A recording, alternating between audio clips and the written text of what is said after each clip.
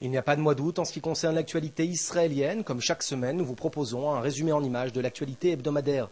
Cette semaine, Tsahal a effectué plusieurs incursions dans la bande de Gaza et a neutralisé divers commandos terroristes liés aux tirs de roquettes sur Israël. L'une d'entre elles a d'ailleurs touché une école maternelle de la localité de Sderot sans faire de blessés.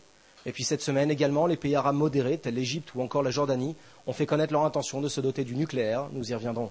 Et enfin, la sélection nationale de basket est en route pour la phase finale du championnat d'Europe des nations. Vous êtes sur InfoLive TV, là une semaine en Israël, c'est maintenant. Israël ainsi que l'Allemagne ont décidé de prolonger le mandat de la FINUL au Liban. Le Conseil de sécurité des Nations Unies devrait se prononcer sur l'extension du mandat des forces internationales d'interposition au sud du pays d'ici la fin de semaine. Israël a demandé à ce que la résolution précise que la situation libanaise constituait une menace pour la région dans son ensemble. Nous sommes toujours sans nouvelles d'Eldad Regev et d'Udi Goldwasser détenus par le Hezbollah depuis plus d'un an, ainsi que de Gilad Shalit détenu par le Hamas dans la bande de Gaza. Liban toujours, un jeu vidéo intitulé Special Force 2 est sorti jeudi, son but étant, entre autres, de kidnapper des soldats israéliens ou de tirer des roquettes Katyusha sur Israël. Il est inspiré de la guerre du Liban de l'année dernière et vise, d'après les dires du Hezbollah, à présenter la guerre sous son vrai jour. Suite aux opérations de Tsahal dans la bande de Gaza, le président de l'autorité palestinienne Mahmoud Abbas a déclaré que ces actions mettaient en danger le processus de paix. Mardi après-midi, 3 terroristes palestiniens ont été tués au sud de la bande de Gaza, non loin de la localité de Khan Younes, lors d'un raid de l'armée israélienne.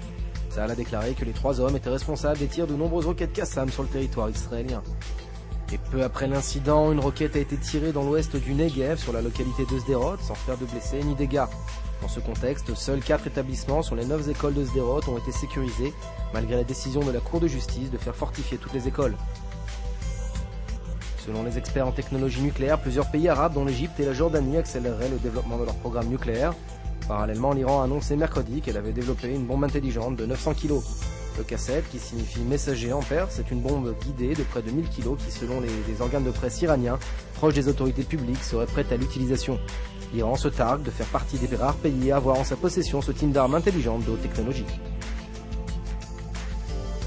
Un mot d'économie également, Stanley Fischer, le gouverneur de la Banque d'Israël, a mis fin à son silence prolongé et s'est exprimé lundi lors d'une conférence de presse sur les secousses qu'ont subies les marchés mondiaux le mois dernier, et surtout sur les influences sur le marché israélien.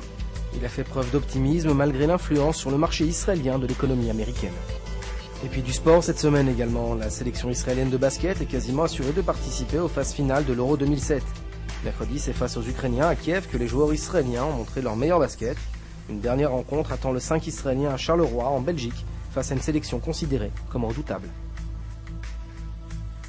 Retrouvez sur InfoLive TV un document exclusif sur le prochain arrêt de l'unité de sécurité des transports publics à Jérusalem. Retrouvez également le divan d'InfoLive TV avec Nadia Hilo, première députée arabe chrétienne de l'État d'Israël. Puis retrouvez également le magazine hebdomadaire de Firas Ramed, le sujet de cette semaine, le sexe et la place de la femme dans le monde arabe.